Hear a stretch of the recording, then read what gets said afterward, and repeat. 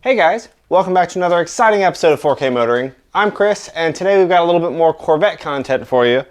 As I've mentioned many times, and as I'm sure most of you guys watching at home are aware, 20-year-old car, now 21, gonna have pretty constant issues. None of them are big. On the Corvettes especially, they're usually not very expensive to fix, but there's always something going wrong just from the age of the car. We noticed once we fixed our oil pressure sensor, it made kind of a buzzing noise every time we started the car, right after we started, and then kind of occasionally as we were driving, and couldn't really figure it out. It sounded like it was somewhere around the vacuum booster for the brake line, which I thought we took that hose off, so maybe we jiggled something and a seal went out. And that seemed to be at least what I thought it was. Didn't really notice any braking performance or anything like that.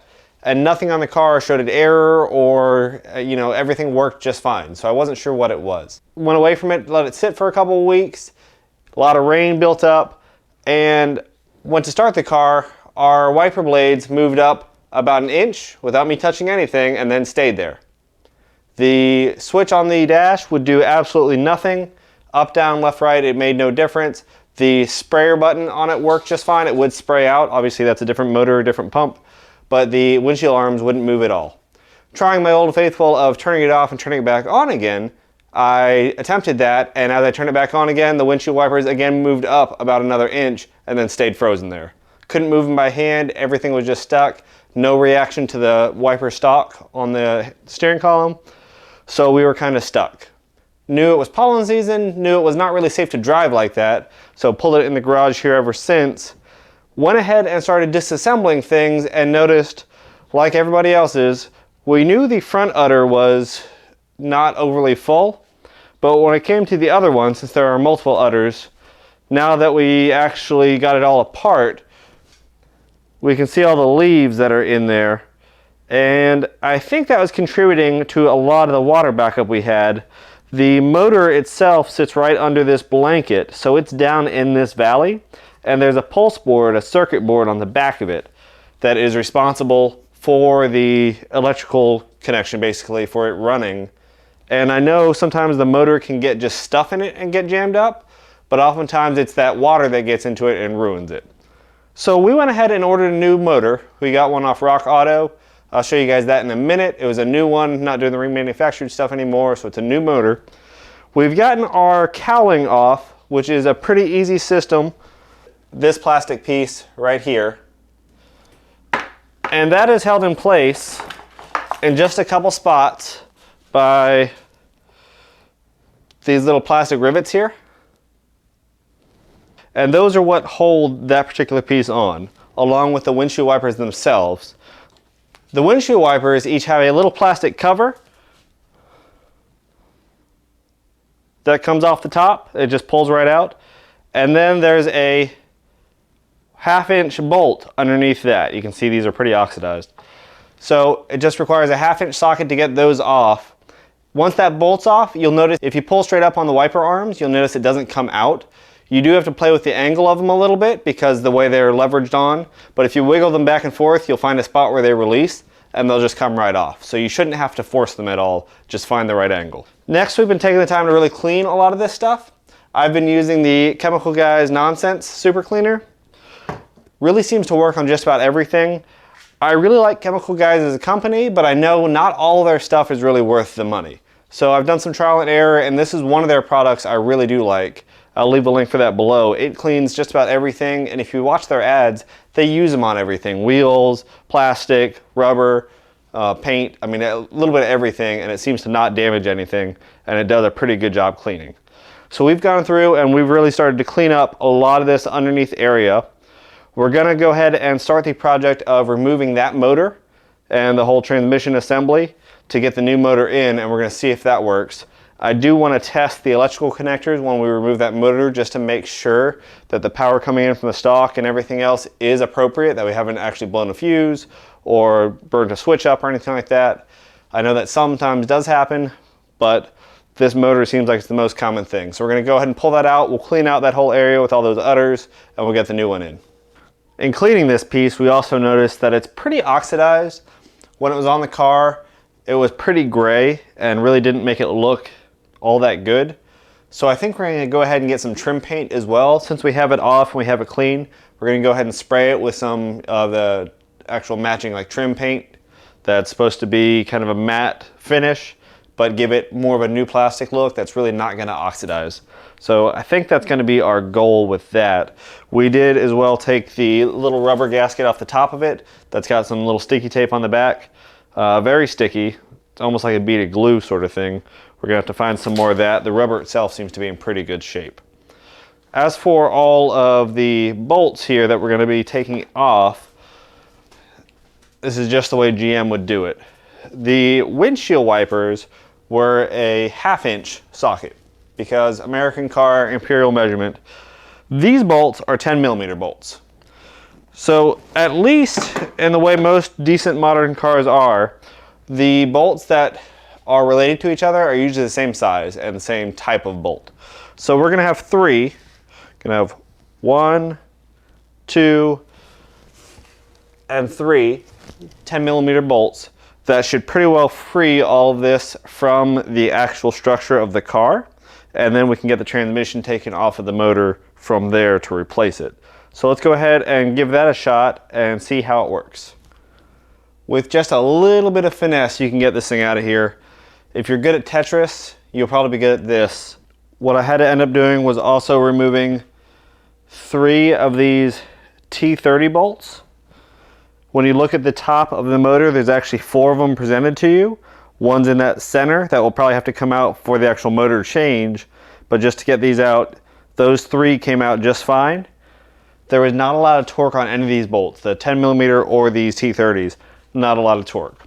Interestingly, what I found out when I pulled the motor out, a couple drips of water came out the back of it, and when we look at our plug, we can see the water that's infiltrated the plug. So I think that's probably our issue. This motor was sitting in water during some heavy rain, and I think we finally ended up burning it or burning the pulse board out. So I think we're on the right track as far as what we're replacing. I'm gonna check the fuse as well, check power, make sure that's going to it, and make sure the water didn't just blow a fuse. But judging from the loud kind of motory-like noise, now that I think about it, I was having from this general area that I couldn't quite pinpoint, I'm thinking this has been kind of dying on me for a while, and it finally just gave up. With this transmission out of here and the motor unplugged, we can see the water that's accumulating. We're going to go ahead and move this out of the way. We see our motor there. We're going to work on swapping that out to a new unit. We're also going to clean out our space here, and hopefully we'll be off to the races and driving this car again. So we now have the motor and transmission out kind of as one unit here. And what we're going to do is end up taking out this center T30 bolt, and that should release the motor so we can go ahead and change it. Looking around it, it's definitely got some signs that there's been water building up for quite a while. We did go ahead and do our 3 udders from the car, and if you guys haven't been paying attention to these, I know that's one of the cardinal things that C5 owners are supposed to do. I know I have from inside the car, you can kind of reach 2 of them pretty easily, reaching down here to squeeze them. I've done that before, and I noticed that they didn't feel super pliable, but I thought that was just from aging rubber and not from being stuffed with stuff. Turns out, when you look down in here, you've got these 3 udders, and when I pulled them out, the rubber is actually nice and soft still. If they are dry, rotted, cracked, that sort of thing, you need to replace them. As long as they're still soft and supple, they're fine. But mine were absolutely full. This whole valley was just full of all sorts of leaves and contaminants and, you know, everything you can imagine. Went ahead to pull them out, cleaned them up pretty well, put them back in. Same thing with the whole kind of underside here. I gave it a good cleaning.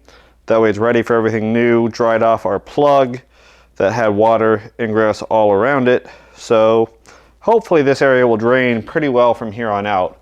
We're going to swap that motor, and I think we're going to be good to go. We can test this switch if we want to. It's got color coding that seems relatively normal as far as ground and then different levels of power for, I'm sure, different functions of the switch. We can test that if we want to, but I think judging from the water that we saw and the buildup in there, that we know what the problem is. When we remove that little bolt from the center of this whole transmission here, the little teeny tiny bolt, again, it's going to be another T30 bolt. This one does have a good bit of torque on it, at least in order to spin it out, the entire mechanism wants to kind of spin. So if you have impact on this, that might actually be decent to remove it, not to put it in, but to remove it. And then we're left with just this motor that's going to have a bracket on top and a little rubber piece on top, probably a water shield, that sort of thing. There's going to be a couple locating pins here and one T20 bolt inside that's going to let us remove this whole thing and hopefully just swap it over to the new unit. Our new unit is a Cardone. This is a 100% new wiper motor, and we can see the model number there. This is supposed to be a direct fit for this car. This one's from Rock Auto, but Amazon has some as well. There's Rayman stuff. There's lots of options that range from about 40 bucks up to about $200. This one I think was about 75, 80 bucks, something like that for a new one. That seemed reasonable enough to us, so we went ahead with it. We're gonna go ahead and get this bracket off and swap it over. Hopefully it fits just fine. It should go on the same way it comes off. Hopefully we get it in the car and everything works. So side by side we can see our new motor next to the old one. And we'll notice, as you guys have probably seen in other videos, there's a couple differences in these. Namely, the old one has some locating pins on it that help to locate that bracket. This one has them kind of shaved down. We'll put the little cover on it, got our new bracket, the new bushing that's installed. We'll go ahead and mount it to our transmission here, hopefully get it all back in the car. We did get everything to line up. Everything seems to be in order. So we're gonna go ahead and just put power to the car, not start the motor or anything, and just see if that switch works to make this do anything. Hopefully get it back in its home position. That way we know where we're gonna mount the windshield wipers before we do that and break them off.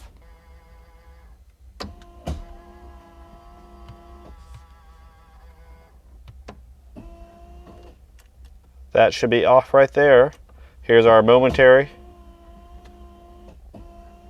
All right, so this should be our home position. I do want to go ahead and get some paint so we can paint that cover that goes down there so that plastic doesn't look quite so aged, and hopefully get it all back together, get the windshield wipers on it, and be in a totally drivable car by this weekend. So I'll show you the finished product. Otherwise, we have all the mechanical stuff done. We've cleaned out a whole bunch of the stuff that was in here. Guys, if you have not done this on your Corvettes, and I mean if you've not done it at all, regardless of squeezing those little udders, it's probably worth going in and pulling out at least a couple of these under here.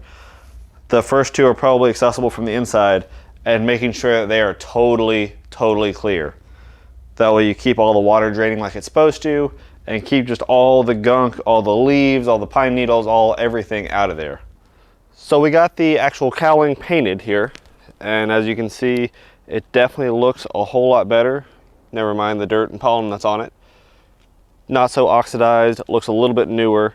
We didn't do the windshield wiper arms. That probably should be done next, but we will get to those. Thanks for watching, guys. That's about all I have for you today. This was a very necessary thing to do on the Corvette, just being as how the water got up and ruined my motor. If your motor is still working in your car, might be a good time to go ahead and just pull all those udders out, make sure they're actually fully clear, clean out that drain area, that way you don't have water backing up into your motor and destroying it. If you do have to replace it, then no, the whole job is really only about 100 bucks, and that's with motor and paint for that cowling. As always, appreciate you guys watching 4K Motoring. I'm Chris, and we'll be back soon.